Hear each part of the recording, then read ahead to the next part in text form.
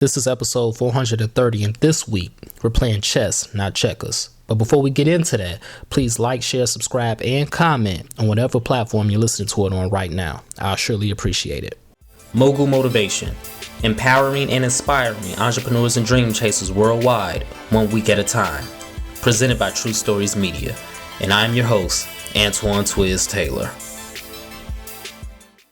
Hello, everybody, and thank you for tuning in to another episode of Mogul Motivation. Welcome back. I'm happy that you are here. If this is your first time listening, this podcast is for the aspiring entrepreneur trying to get over that hump and make things happen. This podcast is for anybody with a dream that wants to go forward and accomplish that dream. And I just finished binge watching The Queen's Gambit for the second time. I watched it the first time when it originally came out in 2020. It's a very well written show. If you haven't checked it out, please go check it out on Netflix. It's called The Queen's Gambit. And this second go round of binging it, I noticed some things in the story that I didn't notice the first time. But not only that, I have some motivational takeaways from the story. And the story basically follows Elizabeth Harmon. She's an orphan. She's about 9 years old. And her mother committed suicide. Her mother was a mathematical genius, but she was very suicidal, and she committed suicide, which put Elizabeth in the orphanage. And she inherited that genius from her mother. So she started learning how to play chess from the school's janitor, Mr. Scheibel. He started showing her how to play chess. And because she inherited that genius from her mother, she was able to visualize the entire chessboard and play in her mind. So when she's laying in bed at night, she's looking at the ceiling and she's visualizing the entire chessboard and playing multiple games of chess. This is how she became better and became a chess prodigy overnight. Eventually, she starts beating Mr. Scheibel. She starts beating other people. They invited her to a high school. Mind you, this is a 9-year-old girl. They invite her to a high school, and she plays everybody in the chess club all at once, and she beats them all. She becomes the GOAT overnight, and people don't even know it. So eventually, Elizabeth gets adopted. Her foster father, he was trash. You know what I'm saying? He didn't want to be present at all. He eventually left her foster mother. So it's just her foster mother and her all alone in the house. Her foster mother, she means well, but she's an alcoholic, and she's taking Elizabeth to get some clothes. And Elizabeth sees a chess set, and she asks, can she buy it for her? And she says, no, but I'll start paying you an allowance and you can buy it on your own.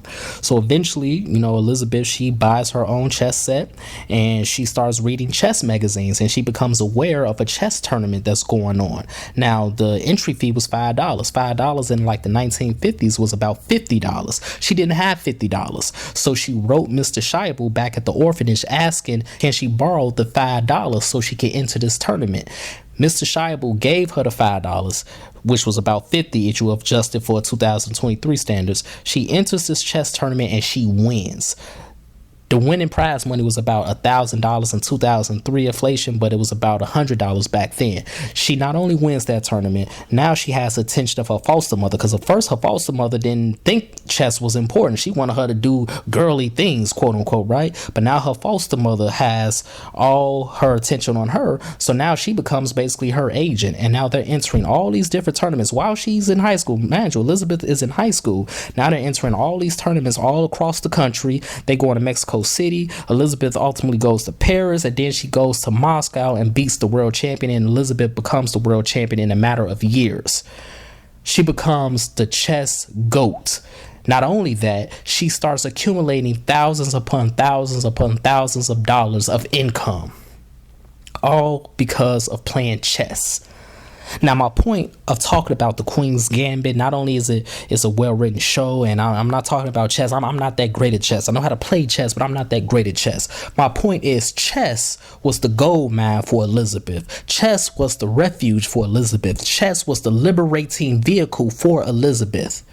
But it was considered trash to everybody else. Her foster mom didn't believe in chess until she started winning in chess. Nobody believed in her except for Mr. Scheibel. Mr. Scheibel was the only one that believed in her, because he gave her that $5 to enter that tournament, because he knew that she was going to win. We all, at some point in our lives, have a Mr. Scheibel in our lives. Somebody who believes in us despite the odds that's stacked against us. Somebody that knows that we're going to go forward and do what we say we're going to do, and we're going to conquer everything that we said we're going to conquer that's in our path. We all have and need a Mr. Scheibel in our lives. You see, Beth did not have $5 to enter that tournament, but Mr. Scheibel had the $5. Mr. Scheibel had $5 that was expendable to him to invest to somebody who knew that $5 would mean everything to. $5 started this journey for Beth, this journey of glory, this journey of hardship, this journey of conquering, this journey of triumph, this journey of winning. It all started with $5.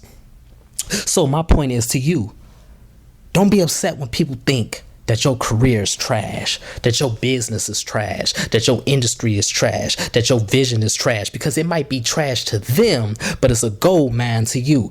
That's the facts right now, and I need you to understand that, because even despite Elizabeth's ascension throughout her journey, she was still playing in college dormitories and all that, because the chess world was still seen as trash to the outside world. This is 1950, bruh. Ain't nobody checking for no chess players. People are all talking about bankers and executives and all of that, and lawyers. Nobody was checking for chess players. They was playing in dormitories, the national championship playing in dormitories and all that type of stuff. Nobody was checking for them, but yet and still, because she became dominant in chess, it was able to take her to different rooms at different places around the country and around the globe that she otherwise never would have been in. You have to understand that your vision, your dream, your talents, your gifts will take you places that you would never envision, but you have to trust it, and you have to trust the process, and you have to be committed to it 100%. Your trash in somebody else's mind is going to bring you that bag in your reality. That's what trash bags is all about. You see, some people might think what you are doing is trash, but what you are really doing is a gold mine. And once you accumulate more success, once you accumulate more wealth, once you accumulate more notoriety, more press, now all those people want to be around you. Now they want to be your friend, but it ain't about all that. It's about simply staying committed to your craft and staying committed to what you know you are great at and what you are destined to be. Don't worry about nobody else, because everything that you want is going to come in due time, as long as you focus on those trash bags. So what if nobody else thinks it's worthy? So what if nobody thinks it's valuable? You know it's valuable, and you know what you are capable of. So as long as you continue to get better at your craft every single day, don't waste your time, but take your time. Every single day you need to do something meaningful to move that needle and move forward to get closer to your goals. You need to continue to focus on you, continue to focus on your craft, continue to focus on your career, continue to focus on your business. Even resting is meaningful towards your goals. Do not waste your time, ladies and gentlemen. Take your time every single day. And that quote unquote trash that somebody else is speaking of is going to continue to bring you that bag. It all started with $5 because Mr. Scheibel gave Beth that money. And because Mr. Scheibel gave Beth that money, Beth became a worldwide brand by playing chess. It might not be chess for you. It might be photography for you. It might be writing for you. It might be cosmetics for you. It might be physical training for you. It might be education for you. Whatever it is, it might be considered trash to somebody else, but it's still gonna bring you that bag. I'm a creator. In all things I create, I'm a writer, I'm an author, I'm a photographer. But think about it. This story took place in 1950. In 1950, all those things that I am, and if we're going to be real, in 2023, in many cases, people don't respect fine arts. And they didn't think that fine arts could create a career. There's a scene in The Godfather Part 2, a deleted scene, where Michael Corleone is interviewing his niece's fiance, and his niece's fiance said he's a fine arts major. And Michael said, how are you going to support my niece with a fine arts degree? So my point is, even the industry I'm in is still considered quote unquote trash by little people now and back then, but it's still bringing that bag. So it doesn't matter if people don't understand or respect what you do, as long as you respect what you do and demand that respect while you're doing it. That money, that respect, that notoriety is all gonna come naturally. Trash bags. So that's my message this week, everybody. It doesn't matter what they think. What matters is what you know. And what you know is you are going to be great at this.